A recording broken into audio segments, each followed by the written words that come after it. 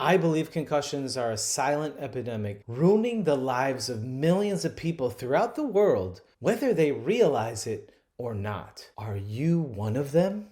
In this video, I'll reveal the 5 most dangerous myths stopping your concussion recovery. Concussion myth number 5. You have to lose consciousness or black out to have a concussion. I can't tell you how many times over the years while I'm talking to a patient, taking their medical history, that they tell me, I never had a concussion before, Dr. Chiu. There was that one time that I got hit really hard in the head and I fell over and I hit the ground, but I didn't lose consciousness or black out, so no, I never had a concussion before. Duh!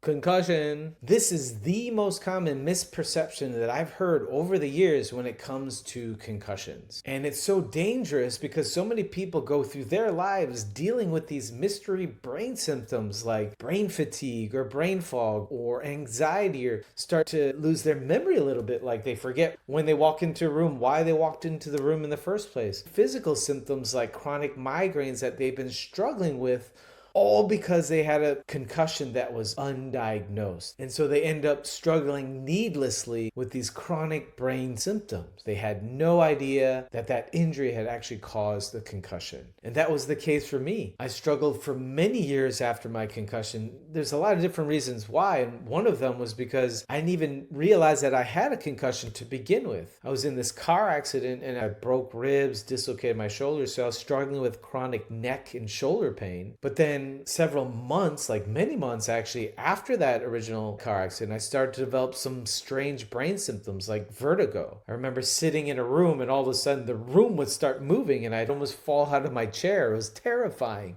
And I started to develop worrisome thoughts that I just simply couldn't put a cap on. So a lot of these strange brain symptoms all started and I had no idea why. It wasn't until I finally sat down and reflected on my life and I'm like, wait a second.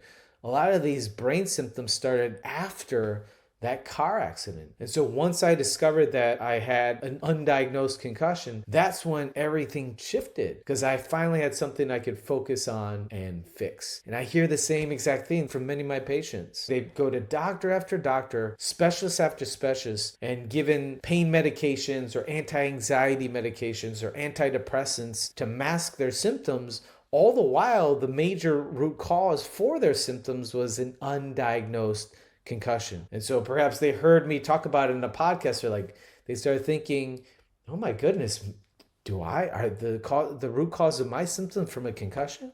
Or maybe they watched a YouTube video and they reached out, and sure enough, when we do a deep dive into their history, we find out that all of their symptoms began after a concussion. They wasted so much of their lives unnecessarily going through life with an untreated concussion. So that's the 5th most dangerous concussion myth. The 4th most dangerous concussion myth is that you need to hit your head or have a physical trauma to your skull to sustain a concussion. You see, what a concussion is a mild traumatic brain injury. You have injury or damage to your brain.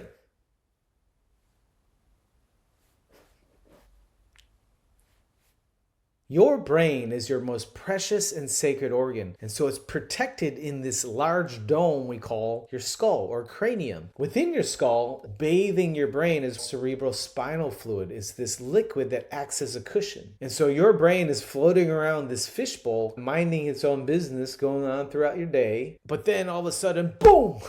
If you have a strong enough blow to your body,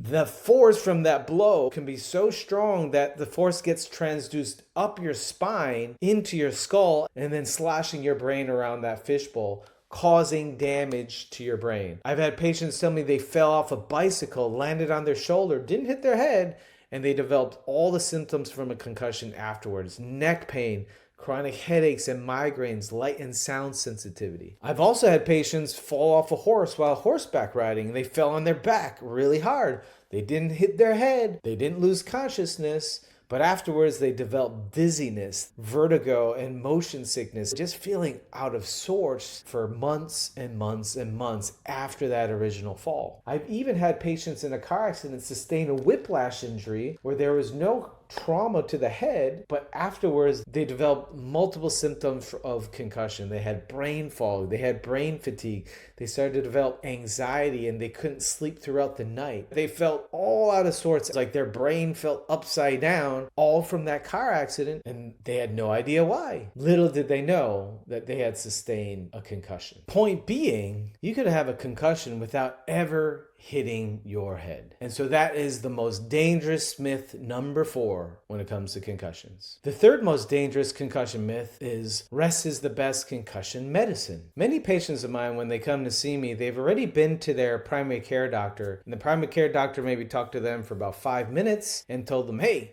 here's some aspirin, wear some sunglasses, and just get some rest. You'll be fine. If I had a nickel for every time I heard that tragic story, I'd be a YouTube millionaire.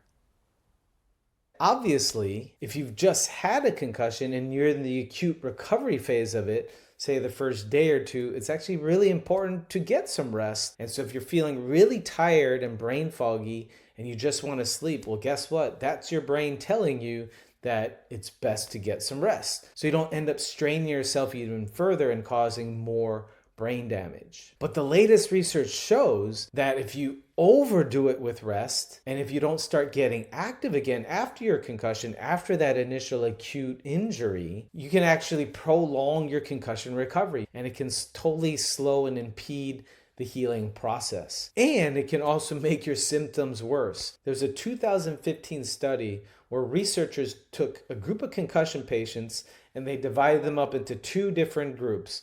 The first group was told to rest after their concussion for 5 days. So 5 days of strict rest. Whereas the second group, they were instructed after your concussion, rest for about a day or 2, but then gradually start to get back into your normal activities. Guess what the study revealed? The first group that rested for 5 days and didn't do much of anything after their concussion, they ended up having a longer recovery time. And on top of that, their symptoms were much more pronounced.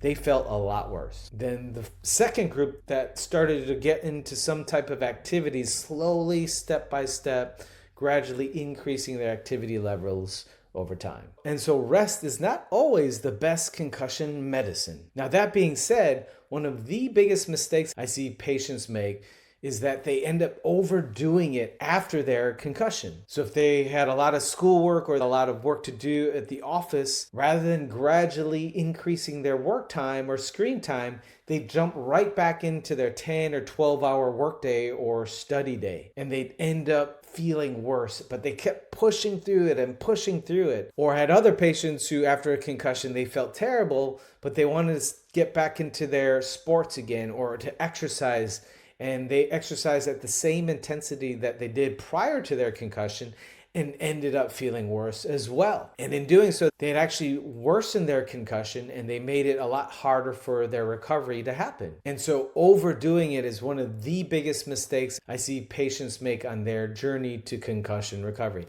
And I get it. If you've had a concussion and you're not able to function the way that you know you can, you want to get back in the game as soon as possible. But here's the thing, when you do so, you're triggering inflammation in your brain and nervous system, and that inflammation is going to dramatically slow down your concussion recovery, and it'll probably make the symptoms much worse. So it's really important to listen to your brain and body during that recovery period. If you feel tired, it's important to take it easy and take a break. If you're feeling exhausted and stressed and symptomatic after a 10 or 12-hour workday, then break up your workday into 30-minute chunks and take mini breaks in between. I can guarantee you, if you do that and you listen to your brain and actually honor it and what your body needs, and you give yourself that downtime, that'll be one of the most powerful things you can do in your concussion recovery. So be gentle with yourself along the way and take it one day at a time. And so that is the third most dangerous concussion myth out there. Rest is not always the best medicine for concussion recovery. Which brings us to the second most dangerous concussion myth. Time heals all wounds.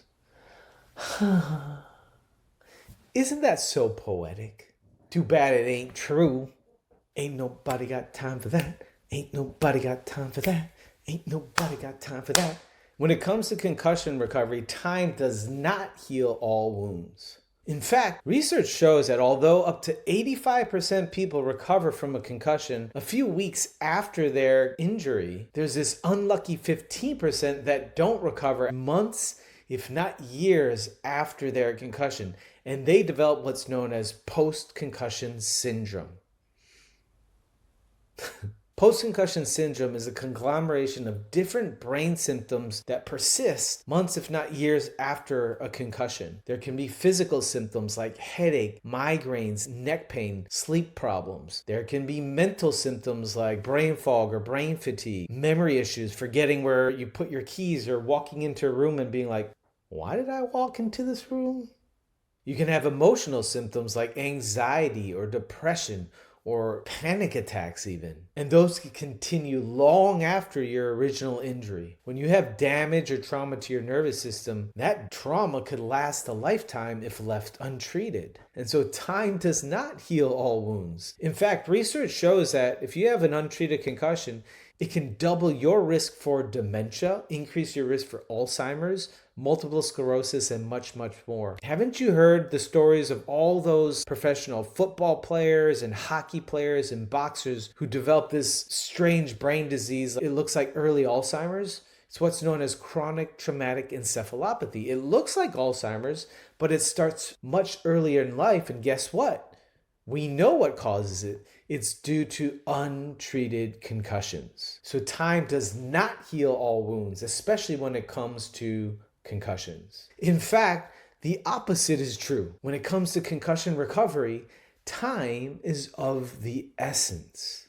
And that leads to the most dangerous concussion myth of them all. The number one most dangerous concussion myth out there is that brain damage from a concussion is permanent and there's nothing you can do about it, and you just have to adapt to your new normal.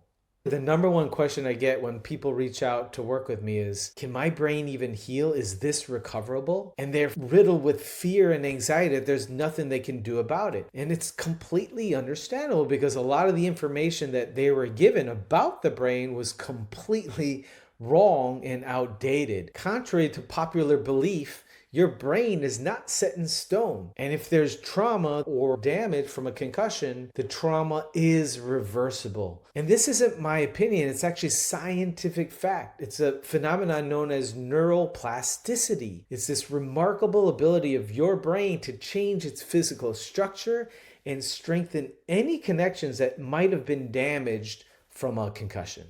Neuroplasticity gives us hope for healing no matter how much you've been struggling, no matter how terrible you're feeling right now. And so there you have it, the 5 most dangerous concussion myths stopping your recovery. Number 5, you need to lose consciousness or black out to have a concussion. Number 4, you have to have a physical trauma or head injury to have a concussion. Number 3, rest is the best concussion medicine. Number 2, time heals all wounds. And finally, number 1, damage is irreversible. There's nothing you can do about it.